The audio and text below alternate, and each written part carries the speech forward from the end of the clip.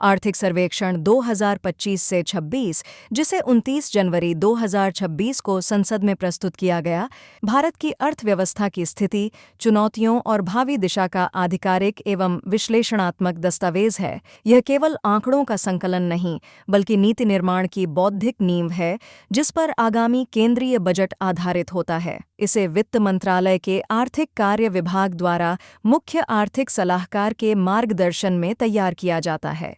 आर्थिक सर्वेक्षण 2025 से 26 के अनुसार भारत का औद्योगिक प्रदर्शन मजबूत बना हुआ है। वित्त वर्ष 2025 से 26 की पहली छमाही में उद्योग सकल मूल्य वर्धन में वास्तविक रूप से 7.0% की वार्षिक वृद्धि दर्ज की गई, जो पिछले वर्ष के 5.9% से अधिक है।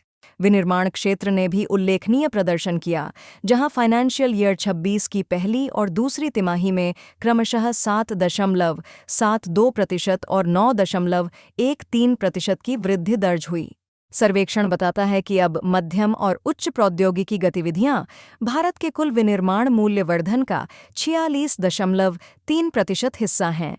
भारत की प्रतिस्पर्धी औद्योगिक प्रदर्शन रैंकिंग 2023 में 37वें स्थान पर पहुंच गई। वित्त पोषण के मोर्चे पर, जहां बैंक ऋण की वृद्धि दर फाइनेंशियल ईयर 25 में कुछ कम हुई, वहीं गैर बैंक स्रोतों से वाणिज्यिक क्षेत्र को मिलने वाले वित्तीय प्रवाह फाइनेंशियल ईयर 20 से फाइनेंशियल ईयर 25 के बीच 17.32% की चक्रवृद्धि वार्षिक वृद्धि दर से बढ़े हैं। कोर उद्योगों ने भी मजबूत गति बनाए रखी। भारत इस्पात और सीमेंट का विश्व में दूसरा सबसे बड़ा उत्पादक बना हुआ है। कोयला उद्योग ने फाइनेंशियल ईयर 25 में ऐतिहासिक उपलब्धि हासिल करते हुए 1047.52 मिलियन टन उत्पादन किया। रसायन एवं पेट्रोकेमिकल क्षेत्र का विनिर्माण GVA में योगदान 8.1% रहा। ऑटोमोबाइल उद्योग में फाइनेंशियल ईयर 15 से फाइनेंशियल ईयर 25 के बीच लगभग 33% उत्पादन वृद्धि हुई। इलेक्ट्रिक वाहन निर्माण को बढ़ावा देने के लिए सरकार ने PLI ऑटो ACC बैटरी योजना, PME ड्राइव, ई-बस सेवा और इलेक्ट्रिक पैसेंजर कार निर्माण जैसी कई पहलें शुरू की हैं। इलेक्ट्रॉनिक्स निर्यात फाइनेंशियल ईयर 22 में 7वें स्थान से फाइनेंशियल ईयर 25 में तीसरे स्थान पर पहुंच गया।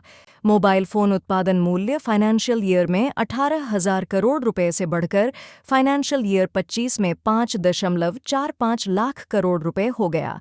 फार्मास्यूटिकल उद्योग भी मजबूत रहा, जो मात्रा के हिसाब से विश्व में तीसरा सबसे बड़ा है और वैश्विक जेनरिक दवाओं की लगभग 20% मांग पूरी करता है।